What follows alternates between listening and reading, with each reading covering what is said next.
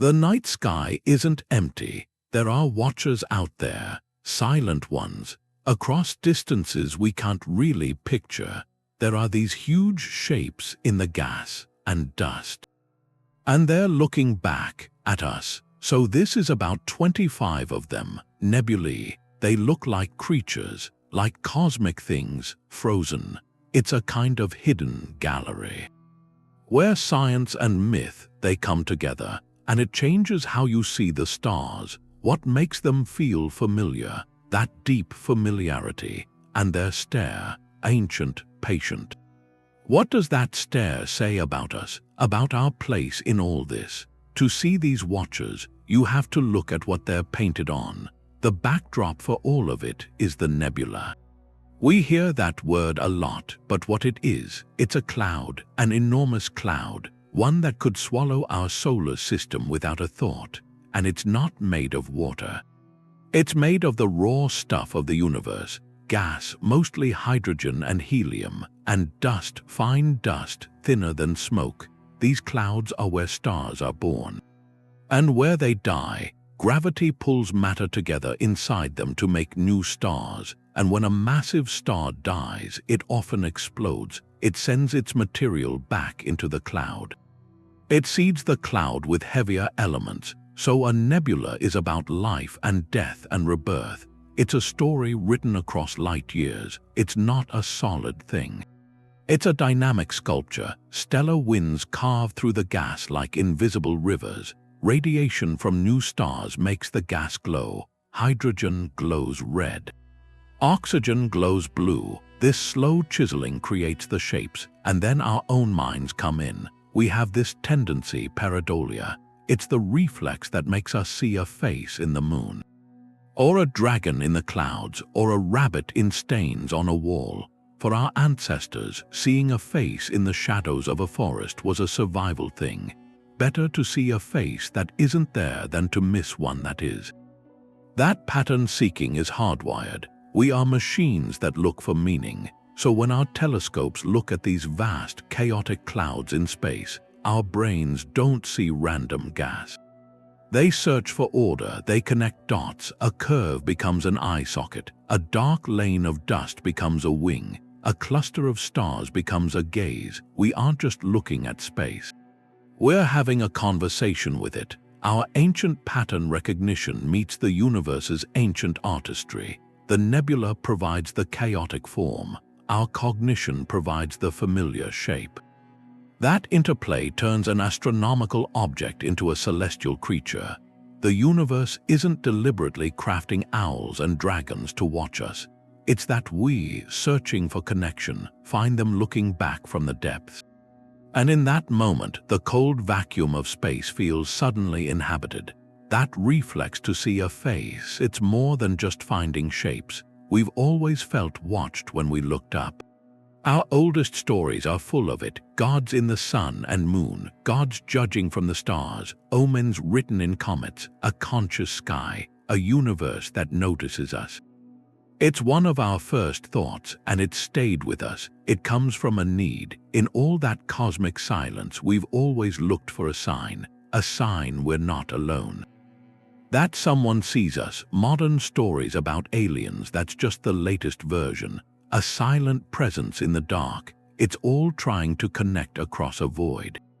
A void that can feel completely indifferent. These nebulae, these clouds of gas and dust, they touch that same old nerve. They're not gods, they're not aliens. But they feel like something. Their gaze sets off an alert inside us. Our brains are built to notice eyes. It's a survival thing, from a time when being seen meant everything. Usually by something that wanted to eat you. So when we look at the Owl Nebula and see two dark circles staring back, or the Helix Nebula, that one unblinking eye, that old wiring fires. It ignores what we know, that it's just gas lit up. It sends a quieter signal, an older one. Something is looking. That changes stargazing. It's not just observing anymore. It becomes a kind of silent conversation. We're not just cataloging objects. We're confronting shapes in the cosmic dark. That moment when chaos turns into a familiar form, it satisfies something, a craving for meaning. It makes the infinite feel personal, turns the universe from a cold, empty museum into a gallery. A gallery where the exhibits seem aware of you, that feeling, that cosmic loneliness briefly eased by the illusion of a companion. That's the real power here. It reminds us that exploring space isn't just science, it's also a philosophical trip, a mirror held up to our own need to be seen, to matter in the big story. Every time we find another watcher in the stars, we're finding a piece of ourselves, reflected back from the dark. The Eagle Nebula, Messier 16, it's famous for that one image, the pillars of creation. But if you pull back, you see the whole shape, the whole nebula. It looks like a bird, wings spread out. There's a dark patch for the body, and these glowing streams behind it like feathers. Like an eagle in flight, the wingspan is light years across. It's frozen there like it's about to dive, and those pillars, they're not just shapes, they're made of cold gas and dust, so thick it blocks the light from behind them. But inside, gravity is pulling material together, forming knots. Those are new stars starting there, protostars hidden inside, and the pillars are being shaped by the stars around them. Young, massive stars nearby, their radiation and stellar winds are blowing the gas away, eroding it. That's what gives them those rough shapes with streamers coming off the sides.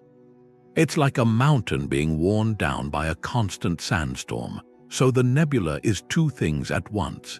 It's creating stars inside those pillars, and it's being destroyed by the stars it already made. It's construction and demolition happening at the same time, and the eagle shape, that symbolism. An eagle means vision, power, rising above, and here it is in space. This cosmic eagle is presiding over the whole process, the birth of stars, maybe planets. Its gaze is on creation itself, and it ties back to us, the material in our bodies, our planet. It came from places like this, from ancient stars that lived and died in nebulae. So looking at the Eagle Nebula is like looking at our own origin, a distant one. Written in that fire and light, it sets a tone. These aren't monsters, they're watchers, guardians. Their forms tell these huge stories, life, death, rebirth. On the grandest scale, the eagle has its guardian, but there's another one, in Ursa Major, the Owl Nebula. Its story is different, not about birth, it's about an ending. A quiet, elegant one. This is a planetary nebula. That name is a bit wrong, really. Early astronomers saw these round, fuzzy shapes. They thought they looked like planets. But they're not planets, they're the final breath of a star like our sun. When a sun-like star reaches the end, it doesn't explode, it unravels. Slowly, it sheds its outer layers. That gas forms a huge, glowing shell. The star's core is left, a tiny, dense white dwarf. It sits at the center. It blasts the cloud with ultraviolet light. Makes it fluoresce. That glow is the nebula we see. It's a memorial, a luminous tombstone in the shape of an owl, and the face is clear. Through a telescope, you see two dark, circular voids.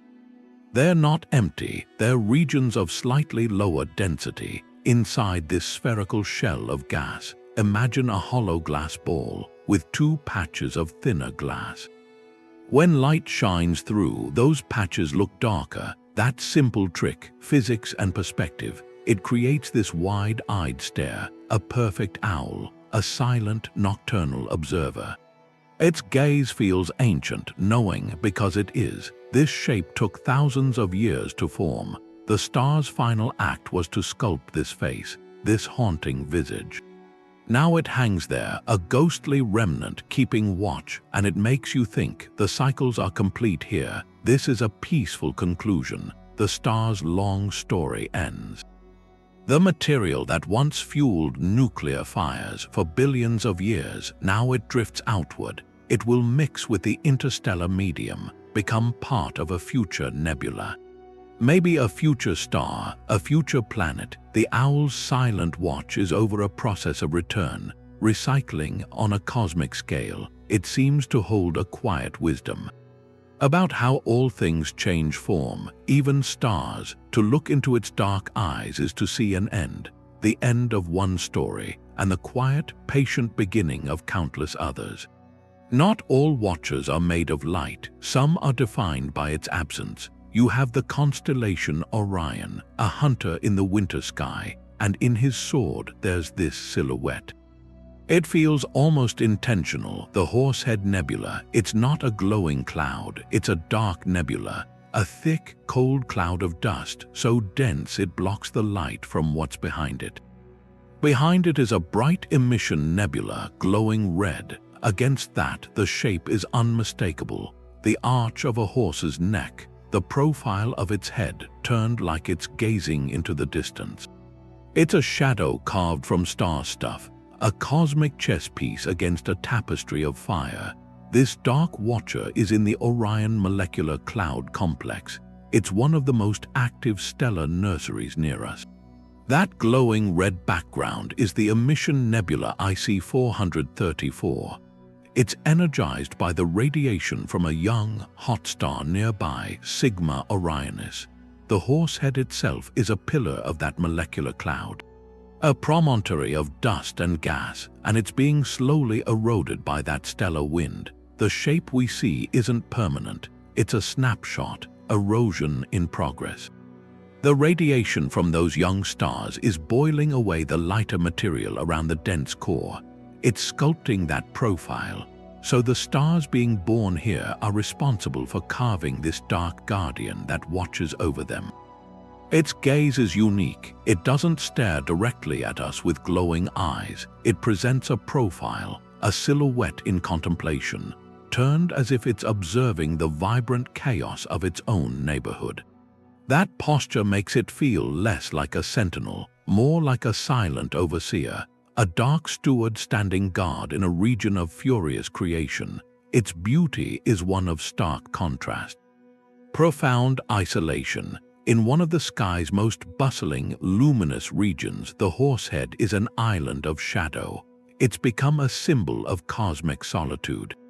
A reminder that even in the brightest places, there are pockets of profound darkness, watching and waiting. This silhouette speaks to a different kind of observation.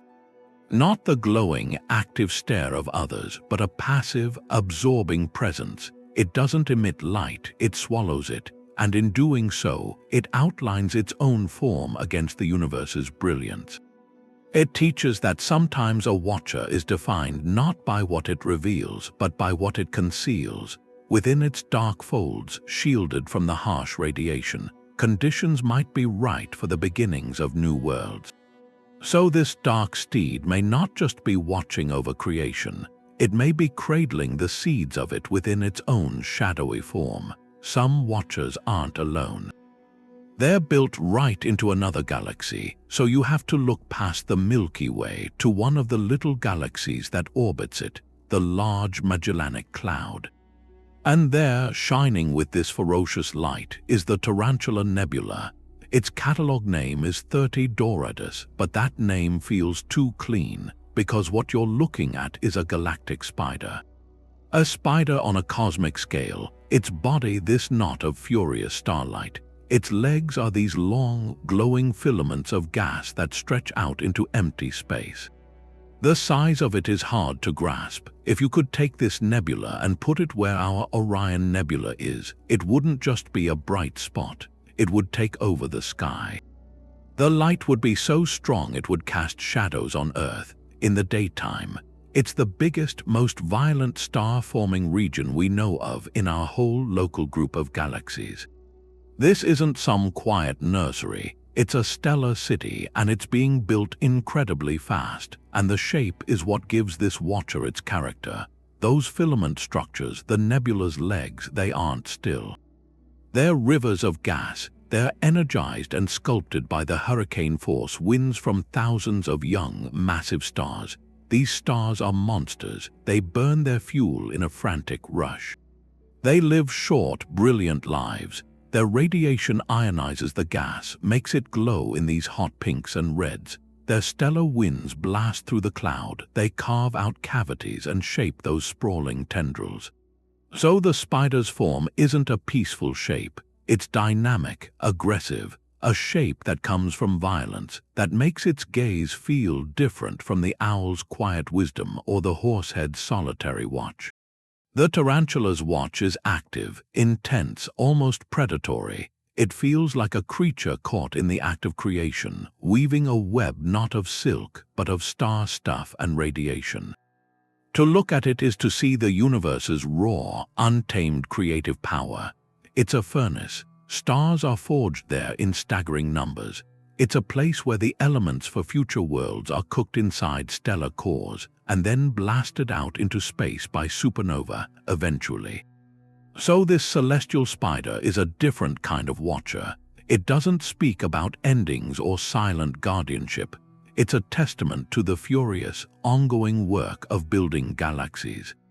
Its many eyes, which are actually brilliant star clusters, they stare out with a blinding light. They watch over a process that's both beautiful and terrifying in how intense it is. It reminds you that the cosmos isn't a still life. It's a living, breathing, and sometimes violently creative arena. And in its distant galaxy, the Tarantula Nebula spins its luminous web. A permanent reminder of the brilliant, burning forces that shape everything we see. Even the tarantula has a phantom, a companion in the dark. Just off to its side, in the large Magellanic Cloud, there's another face staring out. The Horsehead Nebula. Its catalog number is NGC 2080, but that doesn't mean much, not compared to what you see, two bright patches. Glowing, set in this fainter haze of gas, they're unmistakable, their eye sockets, the hollow eyes of a cosmic skull, a spectral visage hanging there against the black. It's an emission nebula like its neighbor, but where the tarantula is all furious energy, the Horsehead is atmosphere, a haunting stillness. This eerie face is painted by the same violent processes. It's energized by massive, young stars, stars buried deep inside it. Their intense ultraviolet radiation hits the clouds around them, clouds of hydrogen and oxygen.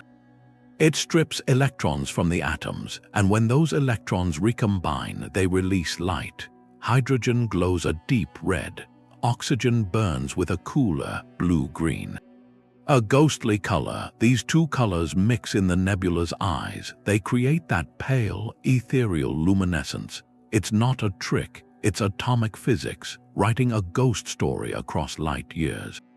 But the shape, that specific skull-like shape, comes from stellar winds. Those same young stars don't just radiate light, they blast out a torrent of charged particles. This wind acts like a cosmic sandblaster. It pushes against the denser clouds of gas and dust. It carves out cavities, hollows. It erodes the nebula from the inside out. In the Horsehead, this erosion has made two distinct bubble-like regions. The bright eye sockets, they're separated by a darker lane, a lane of denser, undisturbed material. That forms the spectral nose bridge. The whole structure is a snapshot, pressure and resistance, radiation etching a recognizable face into the chaos. Its watch is different. It's not wise like the owl, not solitary like the horsehead, not fiercely creative like the tarantula. The Horsehead's gaze is ephemeral. Haunting, it's the face of something already passing. Those massive stars lighting it up are living short lives, brilliant lives. In a few million years, they'll likely end in supernova. Their explosions will tear the nebula apart, scatter its gaseous form back into the interstellar medium. The skull will dissolve. This phantom is a temporary arrangement. Light and gas, a fleeting vision in the cosmic dark, and that might be its most profound message. It embodies the transient nature of things, all celestial structures. Even the largest and most brilliant, what looks permanent from where we are, a fixture of the galaxy, is just a phase, a momentary configuration, part of an endless cycle. Construction and dissolution. The ghost head reminds us we're not just looking at watchers, we're looking at snapshots, a story in progress. Its hollow eyes seem to hold a knowledge of their own impermanence, observing the universe with the calm understanding of a ghost, already part of the past, even as we see it shining in the present. Not all phantoms are skulls. Some come from mythology. They're woven right into the star stuff itself. There's a nebula in Gemini. It's so faint, so ancient. It feels like a whisper from the past, the Medusa Nebula. Its official name is Able 21, just a catalog number. It doesn't tell you anything about it. To see it, you need patience. You need a long exposure through a telescope. Then it shows itself, not as a bright cloud, but as a vast, ghostly wreath. A tangle of serpentine filaments. They glow with this faint greenish light. They stream outward from a central region which is dimmer. It doesn't have eyes you can point to. But the impression is clear, a disembodied head with hair made of cosmic snakes. This is the gaze of the Gorgon, translated into gas and time. This is another planetary nebula like the owl. But it's far older, much, much older. The star at its heart shed its outer layers tens of thousands of years ago, possibly even longer. Since then, the shell of gas has been expanding outward for millennia. It's spread thin, it's cooled, and it's interacted with the very thin material that exists between the stars. That interaction is what sculpts those intricate filaments. The shock waves, as the nebula's shell plows through the interstellar medium, they create ripples. They compress the gas into these long, twisting ropes. The process is achingly slow. It's the patient work of eons. The result isn't the sharp, defined face of the ghost head. It's a weathered, ethereal portrait. A face unraveling into space. Its low surface brightness makes it a challenge. It's not a spectacle of raw power like the Tarantula. It's a relic, a faded monument. To find it feels like an archaeological dig in the cosmos. You're uncovering something that's been there, watching silently, since before human history began. Its gaze is the most patient of all, a stare that has seen civilizations rise and fall on our world without blinking, because it can't blink. It's the permanent, petrifying gaze of myth. Made real by stellar decay, the Medusa's story is one of transformation and finality. The central star is a white dwarf now, a cooling ember. The brilliant, energetic phase of the nebula's life is long over. What we see now is the aftermath, the beautiful, intricate structure of the expanding wreckage. It's a stellar ghost, but its form evokes a very specific earthly fear. The fear of being frozen by a look, turned to stone, and in a strange, poetic way, that's what's happened. The nebula itself is a kind of fossil, a moment of stellar death. Captured and frozen in an expanding bubble of gas, its serpentine hair flows forever outward, a permanent record of a final, catastrophic change. To observe the Medusa Nebula is to meet a gaze. It transforms not the observer, but our understanding of time itself. It reminds us that some of the universe's most expressive watchers aren't shouting in brilliant light. They're murmuring in faint greenish hues, telling stories of endings so slow and grand they feel like eternity. The Medusa has that ancient stare, but some watchers feel more present. In Draco, there's an eye that seems to know you're looking, the Cat's Eye Nebula. From a distance, it's a jewel, blue-green, but bring it into focus, and the complexity is something else. It's not a simple shell, it's not a chaotic cloud, it's a series of perfect concentric rings, like the layers of an onion, all wrapped around a central point of light. A piercing point. High-resolution images show more, delicate jets, knots, structures that stream outward in opposite directions, all arranged with this almost impossible symmetry. The overall impression is a feline eye, slitted, watchful. The brilliant central star is the pupil, a pinpoint of intense energy. The glowing shells of gas form the iris. Banded, a record of the star's final millennia. This shape isn't from random erosion. It's not from external winds. This is architecture. The Cat's Eye is one of the most complex planetary nebulae we've found. And its form is a direct diary written in gas, a diary of its central star's death throes. Astronomers think the star didn't shed its atmosphere in one smooth flow. It pulsed. It had a series of violent convulsions, ejecting shells of material at regular intervals. Think of a bellows puffing out a ring of smoke. Waiting, then puffing out another. Each of those puffs became one of the glowing shells we see now, expanding outward. The precise, jet-like structures are another puzzle. They suggest a companion, maybe a second star or a large planet.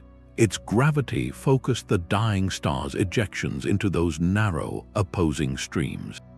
So what we see as a single, intelligent gaze is actually a layered record, a stellar system's final, turbulent chapter, a cosmic autopsy, rendered in stunning beauty.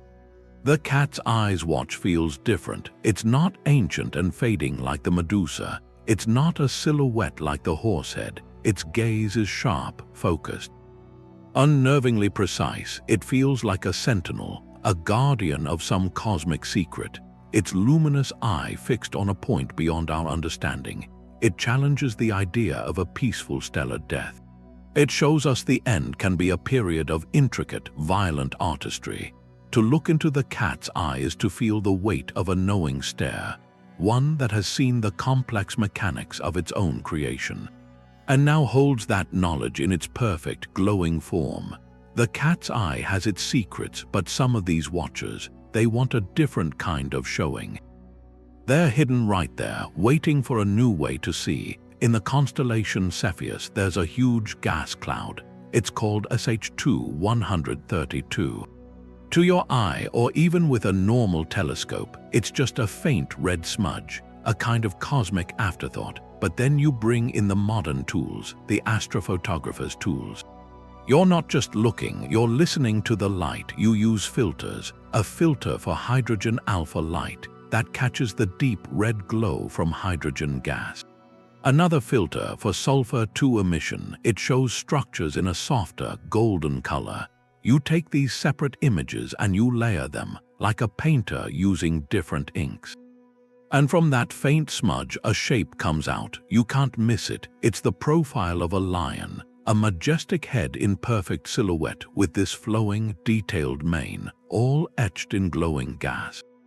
That's the Lion Nebula. Its regal gaze looks outward, a celestial king watching its domain. The power behind that glowing portrait comes from massive young stars inside the cloud. O-type stars, stellar behemoths, they burn incredibly hot and bright. Their intense ultraviolet radiation, that's the floodlight that makes the whole nebula fluoresce. They're stellar winds, they're the sculpting tools. They push and carve the gas into those lion-like shapes. This whole process, this revelation, from an anonymous cloud to a recognizable sovereign, it's a modern marvel. It shows our gallery of watchers isn't a closed book. It's still being written. Every new imaging technique peels back another layer of the cosmic canvas. We find patterns our ancestors could never have seen. The lion's symbolism is universal: strength, authority, sovereign watchfulness. To see that archetype written in fire across light years, it adds a profound layer to our cosmic zoo. It's not just owls and horses and spiders anymore. It's a king. Its silent, regal presence in Cepheus suggests a hierarchy in the heavens, a noble guardian presiding over its stellar territory. This discovery is a quiet reminder: the universe's artistry often needs a collaborator. Our technology becomes an extension of our pattern-seeking minds. It lets us see the lion in the nebula. To complete the picture the stars began, it tells us that observation is never passive. It's a dialogue. We ask new questions of the light, and the cosmos answers. With new forms, new watchers emerging from the dark to meet our gaze. The lion's regal watch is a recent discovery, but some watchers have been up there for centuries, just in plain sight. There's this shape along the border between Monoceros and Canis Major, a vast shape that glides. It's called the Seagull Nebula, and from where we are, it looks like a bird in perfect flight. You can trace the whole thing against the stars, a bright, compact head, then a long body arched gracefully, and two immense wings outstretched, sweeping back like it's caught in some cosmic updraft. It's not a menacing silhouette, it's not a ghostly face, it's a creature of motion and grace forever soaring through the interstellar medium. This watcher brings a kind of serene, earthly beauty to the depths of space. Now the seagull's form, it's painted by familiar forces. That brilliant head, the eye of the bird, is lit by a hot young star, HD 53367. That star acts like a lighthouse. Its intense radiation makes the surrounding hydrogen gas fluoresce, a soft red glow. That glowing patch becomes the bird's focused gaze, and the expansive wings, they span over 250 light-years tip to tip. Those are broader regions of ionized gas. They're energized by clusters of other young stars embedded right in the cloud. Their combined stellar winds, they sculpt the delicate filaments. The ridges, that's what gives the wings their feathery texture. So the whole nebula, it's a single stellar nursery, connected, a region where stars are being born. And their light, in turn, defines the very creature we see. The seagull looks caught in a single, timeless moment. It's not diving like the eagle. It's not perched like the owl. It's in a state of effortless glide. That posture makes it feel like a serene observer, just coasting on the galaxy's currents. Its watch isn't intense. It's not probing, it's panoramic, as if it's surveying the vast stellar landscape below. And that connection to a familiar bird, a coastal bird, it's powerful. It bridges an immense gap. A seagull is a symbol of freedom, of travel, of that boundary between sea and sky. To see its form replicated on a scale so vast it defies comprehension, that creates a profound resonance. It suggests a universal language of form, that the same graceful lines, the ones that define a bird riding the wind on Earth, they can emerge from the chaotic, violent processes of star birth. Light years away, so the Seagull Nebula becomes a coastal watcher of a different kind. It guards the shore between the familiar and the utterly alien. Its silent, gliding vigil, it reminds us that beauty isn't exclusive to our world. It's woven into the fabric of the cosmos itself, just waiting for a perspective to reveal it. Graceful flight gives way to a different pair, not one creature but two. In Cassiopeia, you have two vast clouds of glowing gas. They sit side by side. The Heart and Soul Nebulae, in wide-field images they look exactly like that. One is a valentine, the other is this wispy, ethereal spirit. They're often shown as a romantic couple. But you look closer into their structures. With certain processing, the contours in the gas begin to resolve, not into abstract shapes, into profiles. Into faces, watchful faces gazing out from the glow. They aren't the defined eyes of an owl, they're subtler, sentinel figures, formed from the ridges and rifts of the nebula's own topography. Guardians emerging from the light, these are emission nebulae. Their red light is hydrogen, excited by the fierce radiation of newborn stars. The star clusters inside are incredibly young. Some only a few million years old. The nebulae are the cradles, and the faces we see, those silent watchers, are sculpted by that violent creation. Stellar winds from massive stars carve out cavities. They carve pillars, they create shadows and highlights in the gas. Our minds connect these features. A dark lane becomes the line of a jaw. A bright knot becomes a forehead. A hollow becomes an eye socket. We find watchers overseeing the nursery they were born from. That duality is what's compelling. They are the heart and soul. As watching entities, they embody the emotional resonance we project onto the cosmos. The heart's sentinel might watch with a feeling we interpret as love. A cosmic, generative care for the new stars. The the soul's guardian might embody something more ineffable: consciousness, spirit, the silent witness to existence itself. Their dual presence offers a narrative more poignant than any single watcher. It's a story of companionship in the void, a silent dialogue across light years. A counterpoint to cosmic isolation, they suggest that even in the grand machinery of star formation, there can be a structure that feels, to us, like connection. To see them as emotional guardians changes the scale. It's no longer just physics creating an accidental shape. It's about the meaning we find when two such shapes exist in concert. They watch over a shared domain of creation. Their vigil feels protective, purposeful. It transforms a region of chaotic birth into a realm watched over by twin aspects of being. One of feeling and one of essence. This is the deepest layer of Pareidolia. It's not just finding a face, it's finding a relationship, and in that relationship, we see a reflection of our own deepest needs.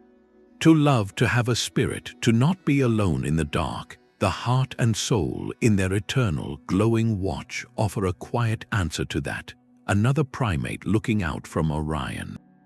The Monkey Head Nebula, officially it's NGC 2174, but that name doesn't fit what you're seeing. This is raw, sculpted chaos.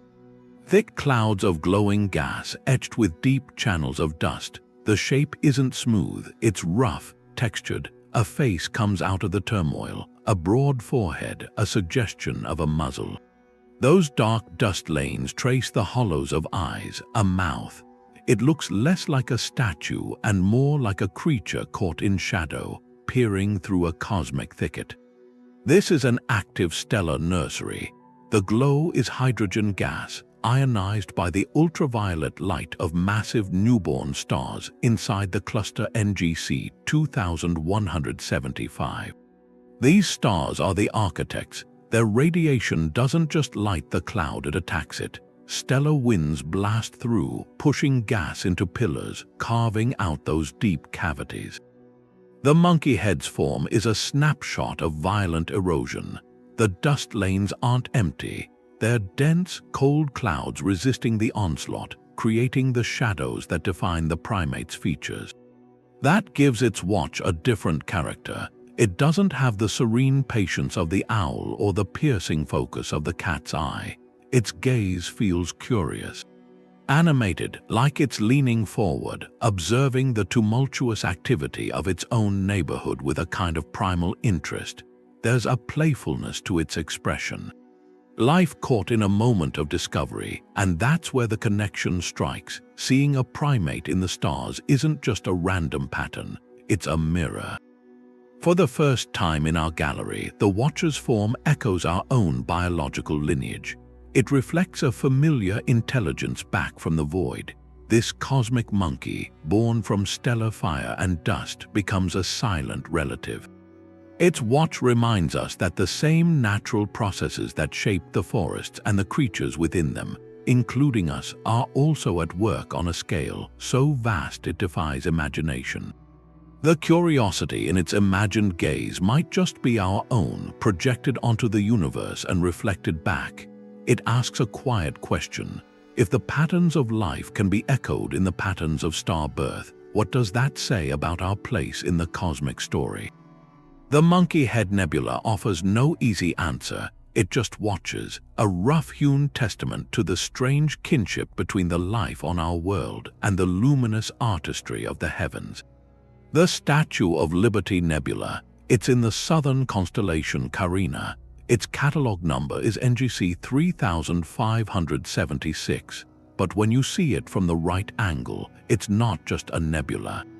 It's a silhouette, a figure standing there in the glowing cloud with an arm raised, holding up a torch. This is an emission nebula, a stellar nursery. The light comes from hydrogen gas. It's energized by radiation from massive young stars inside it. Those stars are the sculptors. Their stellar winds and radiation pressure carve the cloud. They shape it into pillars and loops. One of those pillars forms the statue's body. It's a central column of denser gas and dust. You see these arcing structures around it. They look like robes draping down, and then the torch. That's a bright knot of ionized gas, a compact region of intense star formation. It sits at the end of a raised tendril. It glows a fierce, welcoming light. This structure is temporary. It's a moment in the erosion of a molecular cloud. The cloud is being eroded by the very stars it created. But in this moment, it holds a form we recognize. The figure's gaze isn't directed at us. Its face is turned upward, toward its own luminous beacon. That changes things. It's not a guardian looking outward. It's a guide looking up, holding a light for others to follow. It becomes a torchbearer. The symbolism shifts from observation to invitation. Liberty, enlightenment, welcome. These are human concepts from our history. To see their emblem etched across light years is a collision of scales. It suggests the forms we associate with our highest ideals might find accidental parallels in the universe's chaotic artistry. This nebula stands for a powerful idea that our search for meaning in the cosmos isn't a one-way street. We project our stories onto the stars, and sometimes in the shape of a gas cloud, the universe seems to reflect a piece of our story back.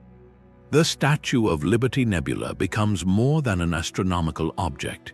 It becomes a cosmic metaphor, a beacon on a shore infinitely more vast than any ocean. Its silent, glowing watch isn't over a city or a nation. It's over a frontier of creation itself, a reminder that the ideals of liberty and discovery might, in their purest form, be as universal as the laws of physics. The laws that carved this glowing figure in the dark. Some guardians don't hold a torch, they're coiled in the dark, ancient, serpentine. In Cygnus, the swan, there's a faint shape. The Dragon Nebula, to your eye or a small scope, it's nearly invisible, just another wisp in the Milky Way. But modern astrophotography, with its filters and long exposures, pulls this creature out. What emerges is a long, sinuous form. It winds through the star-dusted background, a celestial serpent with a body of glowing red gas. Its structure isn't compact. It's flowing, it suggests motion, a coiling, patient movement through the interstellar deep, the shape of a Chinese dragon, a mythical beast woven from the galaxy itself.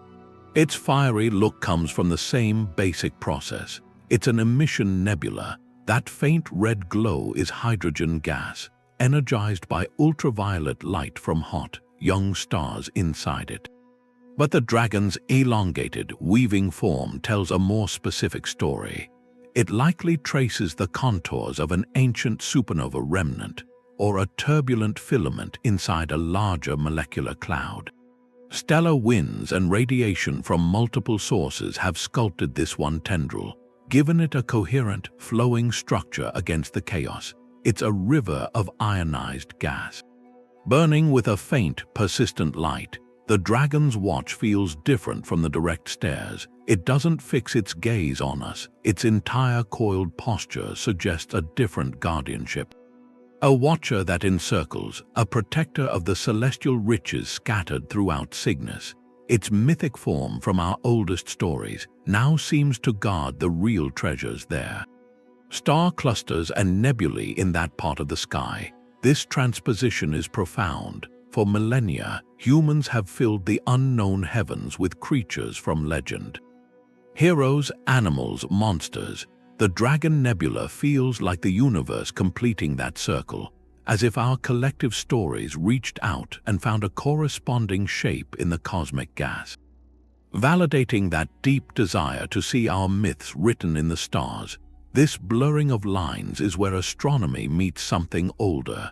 The dragon isn't just an object to catalogue. It's a symbol made luminous. Its silent, coiling vigil in Cygnus reminds us, our exploration of space is never purely clinical. It's also an act of storytelling. We scan the darkness with our most advanced tools, and sometimes the darkness gives back a form from our oldest dreams. The dragon, a creature of power and wisdom in legend, now keeps its eternal watch over a different realm. Its presence suggests the cosmos may be the ultimate canvas for the human imagination, where the stories we tell on Earth find their grandest echoes. Even the dragon has its opposite. There's a skull in the constellation Cetus, the sea monster. It's known as the Skull Nebula. Its designation is NGC 246. Another planetary nebula, the final shroud of a dying star, but this one is different. You look through a telescope and you don't see a simple shell. You see a central dark space, a faint, uneven ring of gas around it, and the arrangement is clear: hollow eye sockets, the arch of a nose, the suggestion of a jaw. A phantom skull drawn in the light of ionized oxygen and hydrogen. This isn't just our minds seeing patterns. The nebula's own structure creates this face. The reason is at its center. The star system there isn't single. It's 3 stars, a close binary pair of white dwarfs, and a third, more distant red dwarf orbiting them. That complex gravity shaped how the star died. The expelled atmosphere wasn't smooth. It wasn't a sphere. It was sculpted by these stellar remnants. The result was this lopsided bubble. The central cavity we see as the skull's hollow interior is a region of thinner gas. It's lit from within by the faint light of those central stars. The brighter, denser arcs around it form the bone structure of the cranium. And as this gaseous shroud expanded over millennia, the form became perfect, a death mask made by the mechanics of a star system's end. Its empty gaze is a memento mori on a cosmic scale. A reminder that stars are mortal too. Their brilliant lives end. They leave behind these beautiful, eerie remnants. The Skull Nebula watches with the patience of a finished story. There's no violence in its stare, just the calm finality of a completed process, and that familiar, chilling shape does something. It connects the vast, impersonal cycles of cosmic life and death to our own understanding. We see a universal symbol, one that transcends culture, rendered in star stuff. This connection isn't meant to frighten.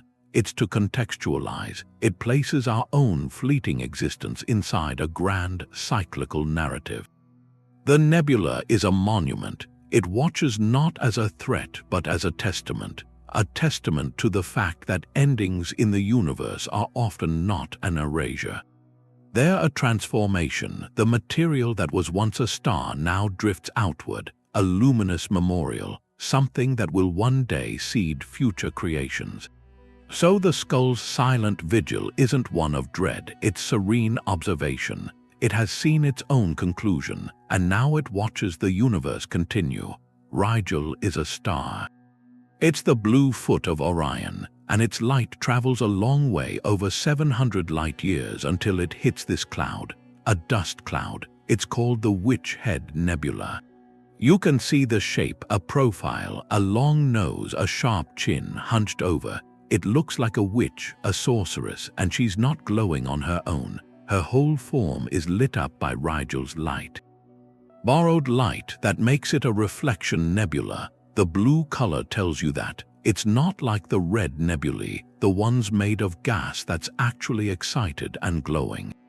This one is dust, just tiny dust grains, and when the light from a star like Rigel hits those grains, it doesn't energize them. It scatters, it bounces off. It's the same reason our sky is blue. Blue light has a shorter wavelength, so it scatters more easily off small things. So the dust cloud takes Rigel's light and scatters the blue part toward us. The redder light just goes through, and what we get is this blue phantom, a silhouette in scattered light. The shape comes from the dust itself. Where the cloud is thicker, it blocks more. That creates the dark lines, the shadows that give her that sharp face. Where it's thinner, more blue light gets through. That gives her body a kind of faint glow. And she's not looking out at us. Her gaze is indirect. It's coming from Rigel's light. It's like her power, her whole being, is borrowed from that star. She's in profile, facing something else, something out in the dark. Her lips look parted, like she's whispering that idea. It connects to the old stories. Witches were figures who channeled forces, who drew power from the stars and the moon, and here she is, a cosmic witch, her form conjured from dust by starlight. She's not made from internal fire, she's made from reflection, from alignment. Her magic is just physics, light scattering off dust, but we see a pattern. We see a watcher, a guardian of some secret whispering into the void. She's a reminder. The universe has these phantoms too, not just the nurseries and the explosions, but ghosts of reflection, shapes made from memory and borrowed light. She's a ghost in the machine, a familiar shape that comes out of just light and matter. To see her is to see how the cold laws of physics, with the right alignment, can make an image from our oldest stories. She whispers that the line between science and myth, sometimes it's just a trick of the light. A witch whispers in borrowed light, but some watchers reach. In the constellation Cercinus, there's an object called Pulsar b 1509-58. It's 17,000 light-years away. Invisible to our eyes, but to the Chandra X-ray observatory, it shows a shape, a human hand, fingers outstretched, a palm open, reaching into the dark. That's the hand of God Nebula. It's not a nebula of glowing gas, not in the usual way. It's a pulsar wind nebula. The engine is a pulsar, a rapidly spinning neutron star. That's the collapsed core of a massive star that exploded. It's only about 12 miles across, but it spins nearly 7 times every second. That spin creates an immense magnetic field, trillions of times stronger than Earth's. This magnetic field acts like a cosmic turbine. It pulls charged particles from the pulsar's surface, accelerates them to nearly light speed. That creates a hurricane of high-energy particles, a pulsar wind. The wind streams out into space. It collides with material from the ancient supernova. Those collisions create shock waves. Where the particles slam into cooler gas, they release their energy as X-rays. Chandra maps those X-rays, and the map shows this intricate structure. The pulsar sits at the wrist. The fierce wind, channeled by the magnetic field, flows outward in jets. It illuminates the surrounding debris. The result is a network of luminous tendrils. They curve and extend. They form the distinct shape of fingers and a thumb. It's physics that sculpts this, not divinity. Magnetohydrodynamics, particle acceleration, shock ionization. Those are the tools carving a hand from the cosmic dark. But the symbolism is inescapable. Here's a form we know intimately, our own hand, replicated on a scale of light years. By the most violent processes in the universe, as a watcher, its posture is active. It's not a passive face, not a still silhouette. It's caught in a gesture. Is it reaching, pointing, offering? The lack of a face makes it more potent. The hand communicates on its own. It suggests purpose, directed action. It challenges you to reconcile the cold mechanics of a stellar corpse with the warm symbolism of a human gesture. That creates a tension. The hand is scientifically explicable, a predictable outcome of known physics, yet it feels symbolically profound, as if the universe itself is making a sign. It asks whether meaning is something we project onto the cosmos, or if, in its infinite complexity, the cosmos occasionally creates forms that resonate with our deepest concepts of connection. The hand of God Nebula does not watch, it acts, and in its silent, eternal reach, it poses a question. In the vast, impersonal machinery of space, what are we to make of a gesture we recognize as our own? That hand reaches across the void, but some watchers just stand there. In the constellation Monoceros, the unicorn, there's a pillar. It's the Cone Nebula. Part of a big stellar nursery they call the Christmas tree cluster. But this isn't a glowing cloud. It's a monument of shadow, a stark, triangular silhouette against all this luminous red gas. Its shape is almost too perfect, a dark, pointed obelisk, or maybe it's the immense horn of some cosmic creature thrusting up from the stellar plains. It's a dark nebula like the Horsehead, but its form is simpler, more architectural. It feels less like an animal and more like a structure, a silent monolith watching over the nursery it helped create. And the cone's sharp edges aren't an accident. They're the result of a fierce erosion. At the top of the pillar, embedded in the bright nebula, is a cluster of hot young stars. O-type stars, stellar giants. They flood everything with intense ultraviolet radiation. That radiation acts like a cosmic sandblaster on the molecular cloud around it. It boils away the lighter gases, strips molecules apart. The densest knots of dust and gas resist the longest. They shield the material behind them, so what we see as the dark cone is actually a towering column of that resistant material. A shadow cast not by an object blocking a single light, but by dense matter resisting a torrent of energy. That sharp boundary where darkness meets light is the front line. It's where the stellar radiation meets the cold, ancient cloud. The cone is being sculpted in real time on a scale of millennia by the very stars it likely helped to form. Its watch is one of immense patience, withstanding a constant, luminous storm. The scale is humbling. The pillar itself is about 7 light-years long. That's the distance from our Sun to its nearest stellar neighbors, and back again. From base to tip, this single structure could contain our entire local stellar neighborhood.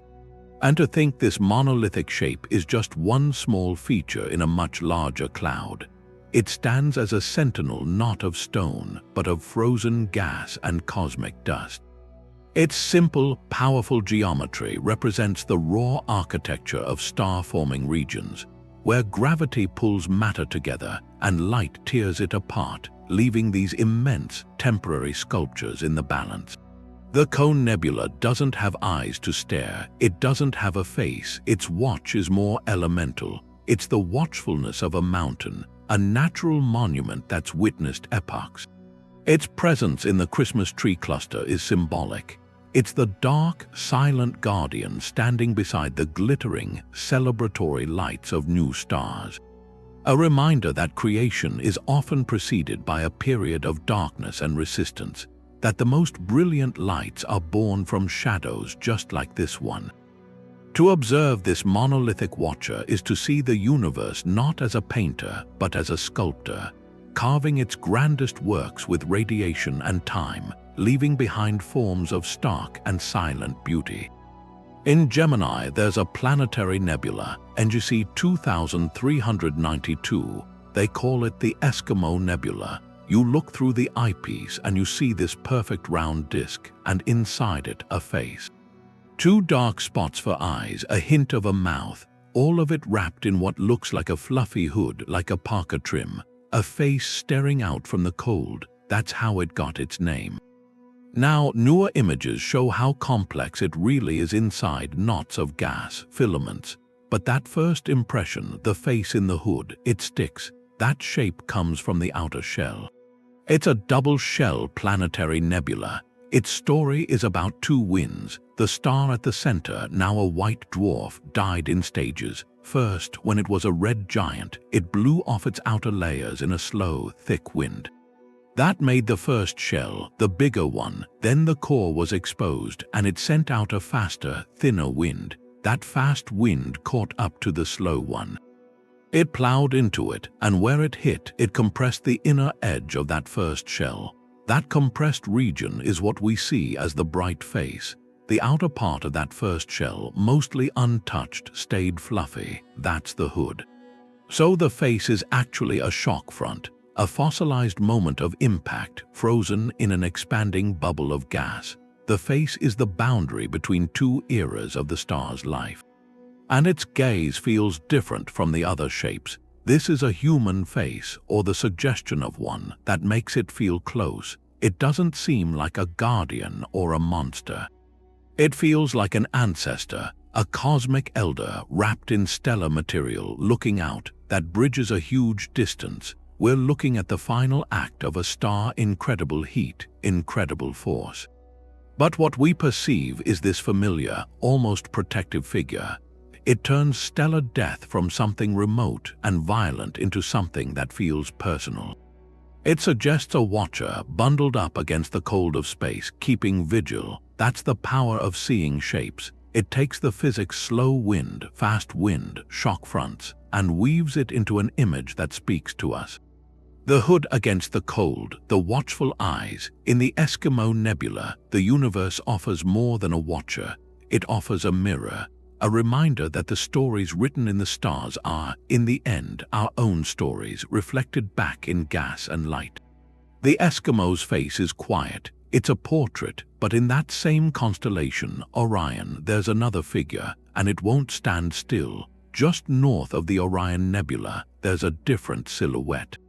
The Running Man Nebula. It's not a glowing cloud of creation. It's not a death shroud. It's a reflection nebula, dust illuminated by nearby starlight. And within that dusty expanse, there are dark lanes, denser material. They carve out a shape against the glow. The shape is unmistakable, a human figure leaning forward. Legs pumping in a full sprint. This watcher is defined by motion, not by its stare. The key to this phantom is a specific dark nebula, Barnard 33. Dark nebulae are cold, dense clouds, gas and dust, so thick they block the light behind them. Barnard 33 is that perfect obstruction. It sits in front of the illuminated dust of NGC 1977. Its jagged outline just happens to trace the profile of a runner. The bright background becomes stadium lights. The dark nebula becomes the sprinter. Caught forever mid-stride, it creates a profound sense of dynamism. The owl watches patiently. The horsehead stands in solemn profile, but the running man is pure kinetic energy. A fleeting watcher, a momentary configuration of shadow and light. It suggests the cosmos isn't a static gallery. It's a realm of constant activity, processes unfolding on timescales we can barely comprehend. His perpetual sprint injects a narrative. It feels like we've glimpsed a single frame from an epic film, a film about the universe's own relentless momentum. What is he running from or toward? Science offers one answer. He's running from the stellar winds, from the radiation of the massive young stars in the Orion complex. The same forces that sculpt so many of these forms. His shape is a testament to that ongoing erosion, but the human mind seeks story. His sprint might symbolize the universe's own expansion. Its endless journey, or perhaps it represents the frantic dance of particles and forces, the reality underneath everything. He is a reminder.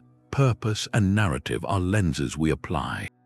We find a figure in flight where there is only physics and chance, yet that chance arrangement speaks. Of all the possible shapes, we find one that embodies our own struggle, our own forward motion. The Running Man Nebula watches not with eyes but with the entire tension of his form.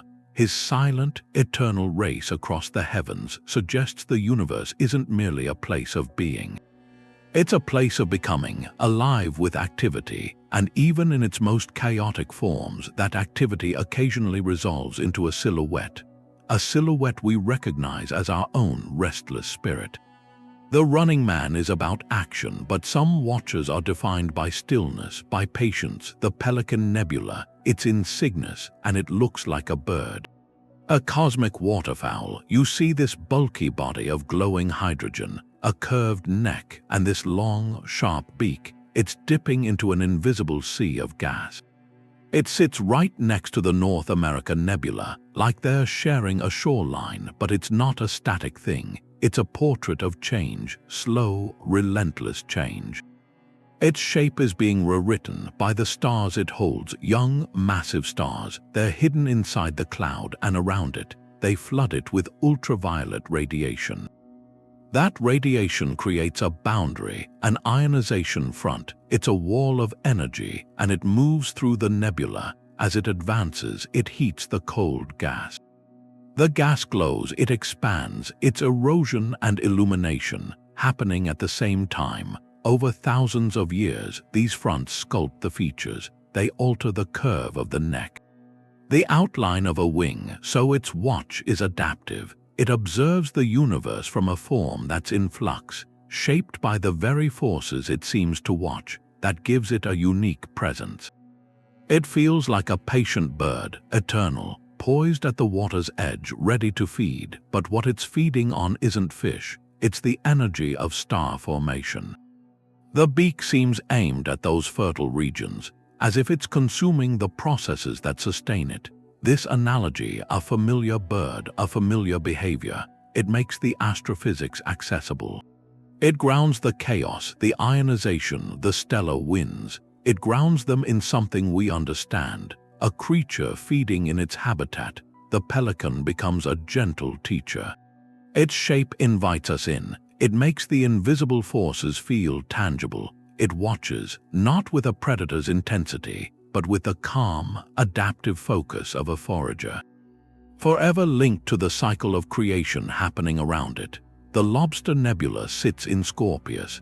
It's catalogued as NGC 6357, but that number doesn't really tell you what it is. It's an emission nebula, a huge one and violent. Through infrared telescopes you see its shape. It looks like a lobster, a giant one drawn in glowing gas and dark dust. The dust makes these lanes. They trace out a shell, claws, a long tail. It's not a quiet shape, it's armored, built to withstand the forces around it. That structure comes from Titans. Inside the nebula there are massive stars, O-type giants, Wolf-Rayet stars. They burn incredibly bright and fast. Their ultraviolet light makes the hydrogen clouds glow, reds and pinks. But their power does more than light things up, it destroys. The stellar winds from these stars are like hurricanes. They carve out cavities, they sculpt the gas into those ridges, those claw shapes. So the nebula is a place where creation and destruction are happening at once. The lobster's form is like a fort, built from the debris of that battle. That gives it a different feeling. It doesn't watch with patience like the owl nebula, or with a glide like the Seagull. The lobster feels ancient, armored, tenacious. It's a thing that endures in a hostile place, a region full of lethal radiation. Scoured by supersonic winds, its plated, segmented look comes from dust resisting the light. It suggests a natural resilience, a watcher that adapted to the furnace. A guardian born from the flame it oversees. There's something about it being a crustacean, a creature from the deep ocean floor. Here it is, made from star stuff. It speaks to a universal language of form. The same physical principles, pressure, erosion, structure, they can make similar shapes in completely different realms. The claws, in our world, they're for survival in the crushing deep. Here, they're monuments to survival in the void of space. It shows the forms that the raw materials for life can take. Hydrogen, oxygen, complex molecules forged in stars, swirling out here far from any water, waiting. To look at the Lobster Nebula is to see the universe's capacity for fierce beauty and relentless change. Its armored vigil shows that even in extreme environments, patterns emerge, resilience, structure. This celestial crustacean, glowing in Scorpius, reminds you. The processes that build stars and planets aren't gentle. They're violent, magnificent, and sometimes from the chaos they sculpt a familiar shape, a creature of the deep. Watching from a sea of light, the Omega Nebula, Messier 17. It's in Sagittarius, and its shape it's a bright bar, a curved bar. It sweeps around into this softer, glowing body. The whole thing looks like a swan with its neck arched, gliding. It's a celestial swan on a dark pond, but this beauty comes from violence. It has another name, the Horseshoe Nebula. That's just the arc, but the swan is what you see, an elegant watcher made of fire and light, and that form is a stellar nursery. One of the brightest we have. That glow is hydrogen gas, superheated. by young, massive stars buried inside the dust. We can't see them. Optical telescopes can't see them. But you feel their power. Their radiation is so intense, it ionizes the gas for light years. It strips electrons away, and that glow paints the Swan's shape. The nebula isn't just a cloud, it's a sculpture carved by invisible light. That serene glide is an illusion, a scale illusion, a time illusion. The motion is frozen.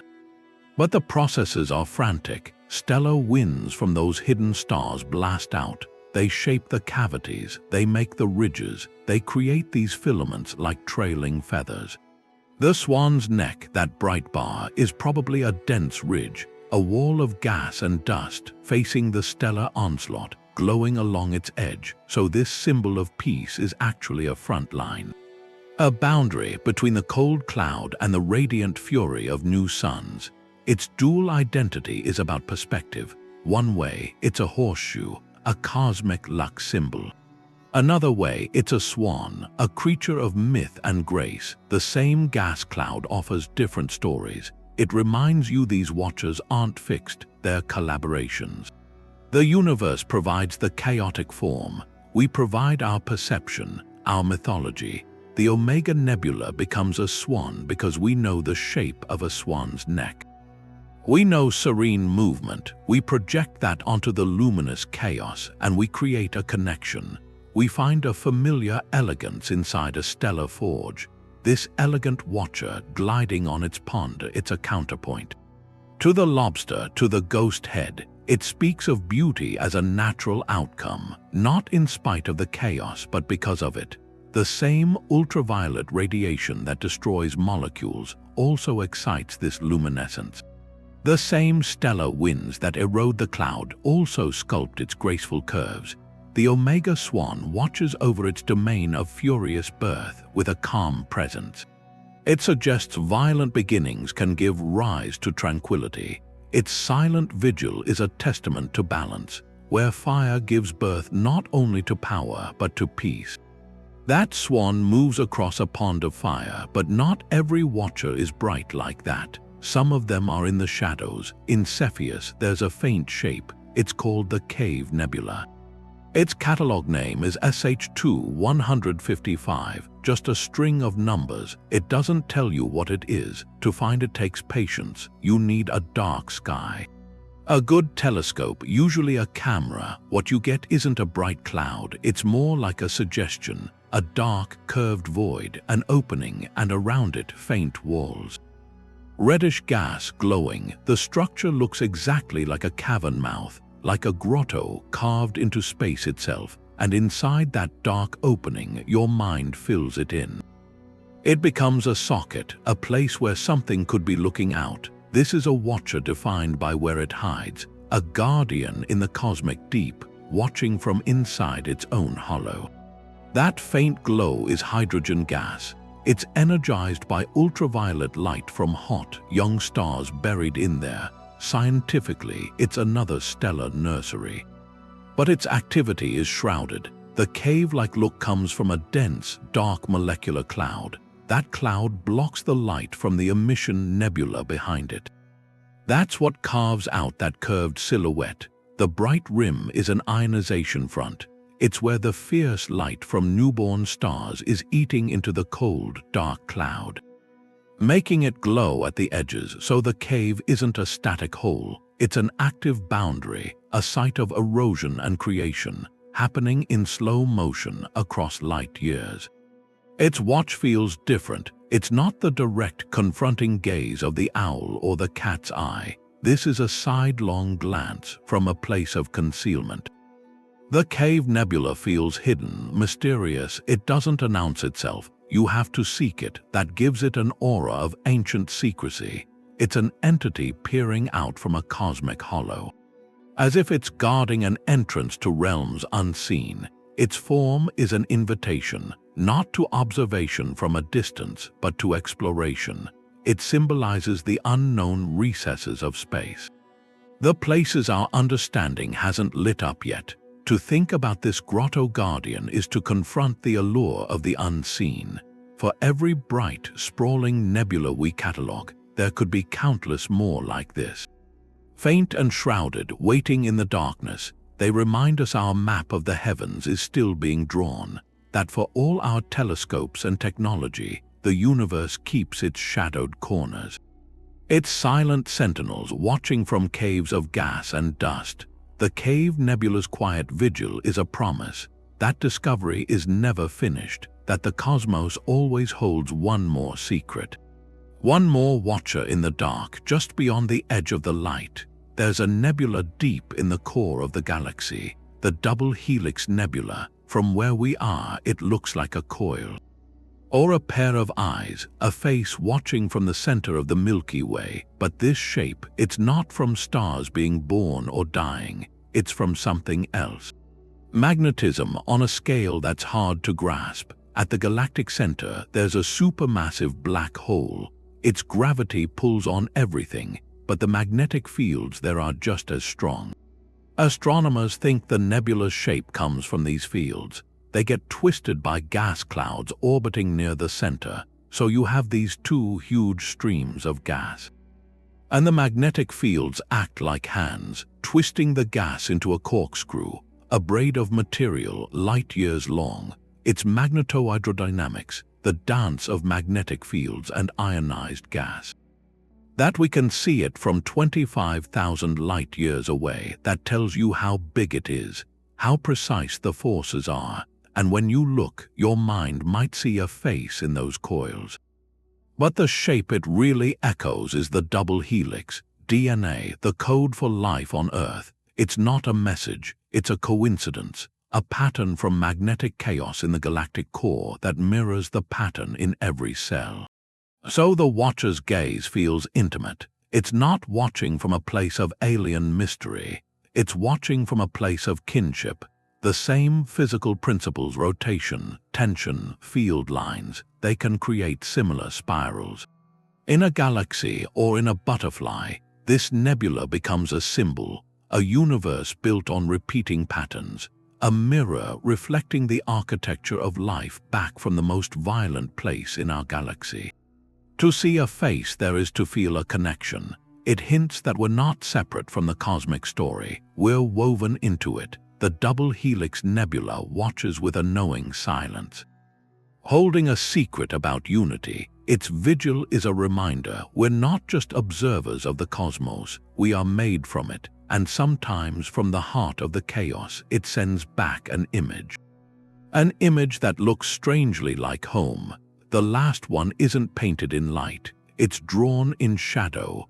Down in the southern sky, in the constellation Musca, there's this long, dark river against the stars.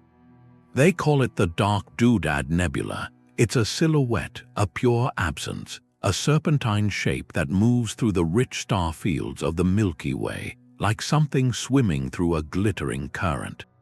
Its watch is the most subtle, a minimalist statement, a reminder that the universe makes its watchers not just from what glows, but from what doesn't. This is a dark nebula, a cold, dense cloud of interstellar dust. The particles are tiny, smaller than grains of sand, but there are so many of them, packed into such a thick lane that they become completely opaque. They block the light from all the stars behind them. That's the secret of its form. The dark doodad isn't a thing we see. It's a shape we see because we can't see through it.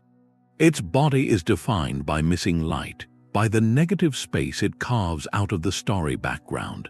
That serpentine curve is just a contour of obstruction. There are no newborn stars inside it to set it on fire, no stellar winds to sculpt it into glowing tendrils. Its power is quiet resistance. It's a monument to the cold, dark phases of the interstellar medium. Places where matter gathers and waits, shielding whatever might be taking shape inside its dark folds from the galaxy's harsh radiation. In that shadowy embrace, the conditions might be right. For gravity to begin its slow work, to pull molecules together, to form the seeds of future stars. So this dark serpent isn't just an observer, it's a protector of potential. A guardian of beginnings that happen in silence, in shadow. That minimalist form brings the journey to a close. We started with the brilliant, confrontational gaze of the eagle and the owl. We moved through the fiery creativity of the tarantula, the intricate death masks of planetary nebulae. We found watchers in reflection, in borrowed light, in the architecture of magnetic fields. And now we end with a watcher made of darkness itself. The dark doodad teaches a final lesson, that the cosmos speaks in a language of brilliance and absence, of presence and void. A celestial gallery isn't complete without the shadows between the frames, the silent spaces that give the light its meaning. This slithering silhouette in Musca watches with a deeper patience. Its gaze isn't a beam of energy, it's a sustained withholding, an embrace of the dark. It completes the collection by affirming that to witness the universe is to witness the full spectrum. From the most violent furnaces to the most serene pools of shadow, every shape, whether etched in fire or in emptiness, invites a silent conversation. About beauty, scale, time, and our own search for faces in the deep, the watchers are always there, in the light and in the dark. Looking back, we've looked at 25 watchers. An eagle, an owl, a horse, a spider, a ghost, a lion, a swan. Their shapes are written in fire and shadow all across the sky. But when you step back from that, you start to see something else. It isn't random. Almost every one of these forms is tied to a moment of huge change in the cosmos. They aren't just decorations, they're portraits of transformation. The eagle and the lion, they show up around stellar birth. The owl and the skull, they're memorials to stellar death. The Medusa, the helix, that's the beautiful, unraveling aftermath. Even the dark horse, the silent cave, they're like shields. They guard potential, beginnings that haven't happened yet. So the act of watching, it seems linked to the universe's great cycles. Creation and dissolution, these are the faces the cosmos wears during its most pivotal moments. That changes things. We started with a simple question: why do we see creatures in the clouds? But the answer became a conversation about meaning. The physics is clear. Stellar winds carve the gas. Radiation makes it glow. Our brains connect the dots. But the outcome feels like more than an accident. It's a collaboration between chaos and cognition. The universe provides the turbulent canvas. Our ancient, hardwired need to find familiar forms provides the brush. Together, they create something that feels intentional, a gallery of guardians, and that collaboration inspires a specific kind of awe. It's the awe of recognizing a part of ourselves, our own storytelling minds reflected in the grand machinery of space. That awe is the engine of discovery. For centuries, these faint smudges of light were just curiosities. But the moment we saw a face in them, the moment they became watchers, they demanded a deeper look.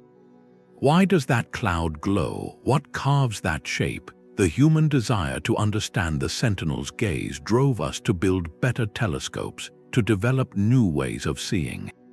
We chased the light from the cat's eye to unravel the complex death of a star. We pierced the dust of the tarantula to witness stellar birth on a ferocious scale. Our search for the faces in the heavens has, in a real way, mapped the life story of the cosmos itself. Science is the process of asking the watchers what they're made of and listening to the answer written in wavelengths of light.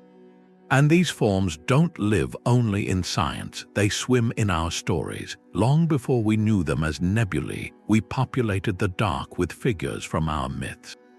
Dragons, heroes, monsters. The gallery we see now feels like the universe completing that ancient human project.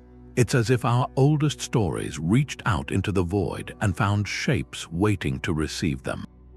The Medusa, the dragon, the hand, these aren't just nicknames, they're bridges. They connect the cold equations of astrophysics to the warm, narrative heart of human culture. They let the cosmos participate in our myths, and they let our myths give personal meaning to the cosmos.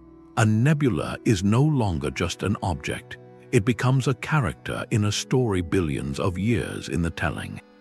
So what's the collective message of their silent vigil? It's that the universe isn't an empty, indifferent vault. It's a space brimming with dynamic form. A place where the raw forces of physics, gravity, radiation, magnetism, they act as sculptors on a scale beyond comprehension. And through a strange, beautiful accident of perception, those sculptures often resolve into shapes that whisper to something deep within us. They make the infinite feel intimate. They make the alien feel strangely familiar. The final truth these watchers offer is one of connection.